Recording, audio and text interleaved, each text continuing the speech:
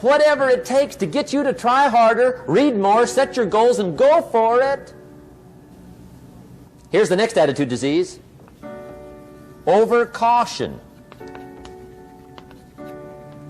Some people never will have much. They're too cautious. Now, you can also be too reckless, but you can also be too cautious. This is called the timid approach to life. And my caution was always the risk. Risk used to drive me right up the wall. I used to say, what if this happens? It's called the language of the poor.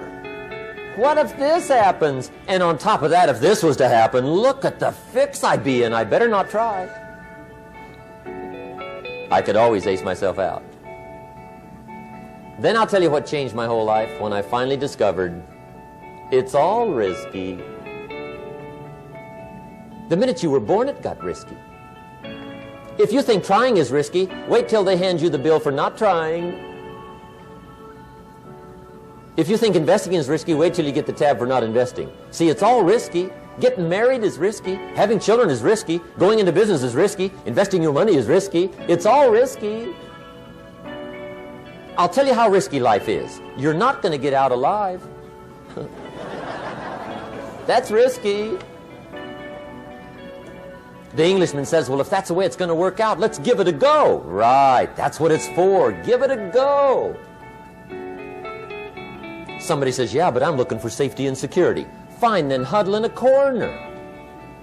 We'll cover you with a sheet, bring you 3 meals a day. And we'll protect you, feed you, look after you, care for you. We won't let anything happen to you. And you'll probably live to be 100. The guy said, well, yeah, I'd live to be 100. But what a way to live. Right. What a way to live, safe and secure. Don't ask for security. Ask for adventure. Better to live 30 years full of adventure than 100 years safe in the corner. And see, it's not important how long you live. What's important is how you live.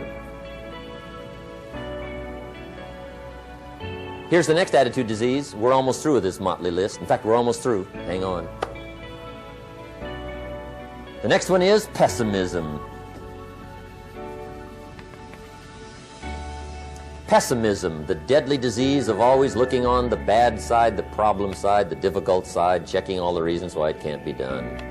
The poor pessimist leads an ugly life. He doesn't try to figure out what's right. He tries to figure out what's wrong. He doesn't look for virtue. He looks for faults. And when he finds them, he's delighted.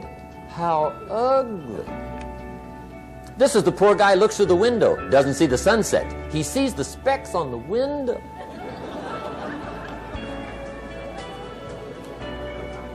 And this is the poor guy, right, who rushes up, takes such leave of his senses. This guy rushes up and he says, I've got 5 good reasons why it won't work. He's so dumb he doesn't know all he needs 1. He's got 5.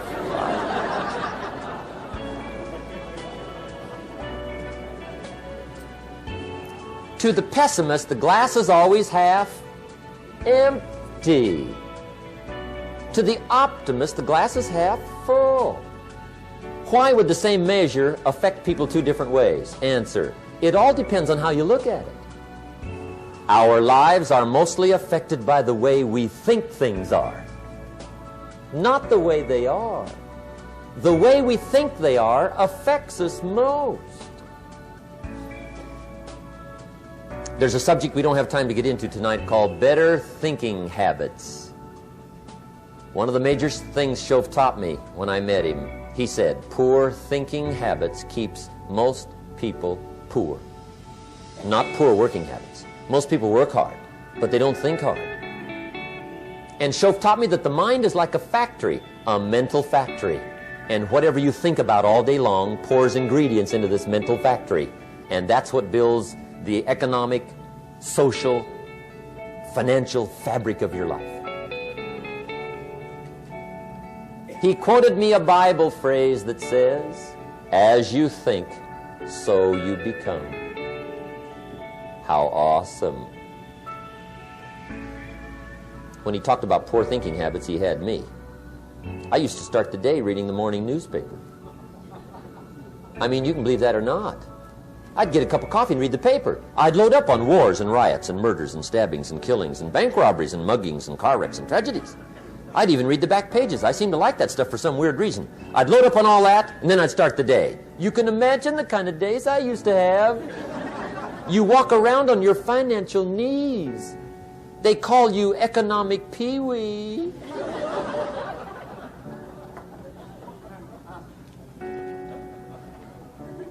The guy says, I want to be a great leader. Wonderful. The first thing we do is follow him to his house. When we get there, we walk in and check his library, number one. Somebody says, well, why check his library? The reason is because what a man reads pours massive ingredients into his mental factory, and the fabric of his life is built from those ingredients. You would not believe what some people have got in their house to read. You would not believe. One of the best dressed up words I know for a lot of it is trash. Can you imagine dumping a barrel of trash into this mental factory every day and coming out with a rich, dynamic, positive life? It can't be done. You might as well try making a cake with cement. The kids back in Danbury, Connecticut, high school, they're asking me questions one day. I'm talking to the kids. Kids got good questions these days. One of them said to me, Mr. Rohn, how do you build the good life? I said, it's simple. It's not easy, but it's simple. Here's how you build anything. Select the right ingredients, keep out the wrong ingredients, and it starts with thought. Everything starts with thought. So you must be wise and careful what you think about, because that starts everything. You got to be wise and careful. I asked the kids, what would happen if somebody dropped sugar in my coffee? They said, well, you'd be okay. I said, what if somebody dropped strychnine in my coffee? They said, well, you'd be dead. I said, correct. Lesson 1. Life is both sugar and strychnine. You gotta be careful. I said, what if my worst enemy drops in the sugar? They said, will you be okay? I said, what if my best friend, even by accident, drops in the strychnine? They said, well, you'd be dead. I said, correct. Lesson 2, watch your coffee.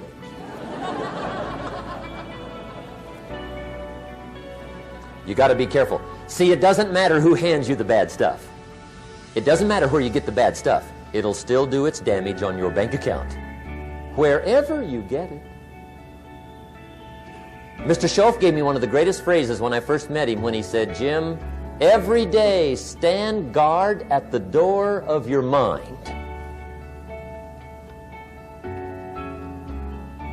How important. Stand guard at the door of your mind. And you decide what goes into your mental factory. Don't let anybody just dump anything they want to in your mental factory, because you've got to live with the results. Okay, here's the last disease, and we're through with this list. In fact, we're almost through. Hang on. The last subject is very brief. The last disease, but this one is deadly. Engage in this one, indulge in it even slightly, and you might as well forget the future, because it's going to forget you. Complaining, crying, whining, griping. A Bible word called murmuring. See, that'll ace your future. Spend 5 minutes complaining, and you have wasted 5. And you may have begun what's known as economic cancer of the bone. Surely they will soon haul you off into a financial desert and there let you choke on the dust of your own regret. I hope I said that well, so you won't forget. It's a deadly disease. If you don't think it's bad, ask the children of Israel of Old Testament fame. Typical of us all, their story just happened to get in the book. Story says, children of Israel were slaves. God performed a series of dazzling miracles and got them out. And now they're heading for the promised land. Remember the story? Heading for the promised land. Tragedy of the story, they never got there. Reason. From day one, they started to complain. They griped about the water. They griped about the weather. They whined and cried and griped about the food. They griped about the leadership. They whined and cried because it was too far, too cold, too hot, too difficult, too miserable. I mean, they whined and cried for years. Finally, God said, I've had it, trip canceled. Or something like that. The story says they died in the desert, never got to the promised land. Which I think means two things. Indulge in this long enough, you get your future canceled. And I guess it also means even God himself can only take so much.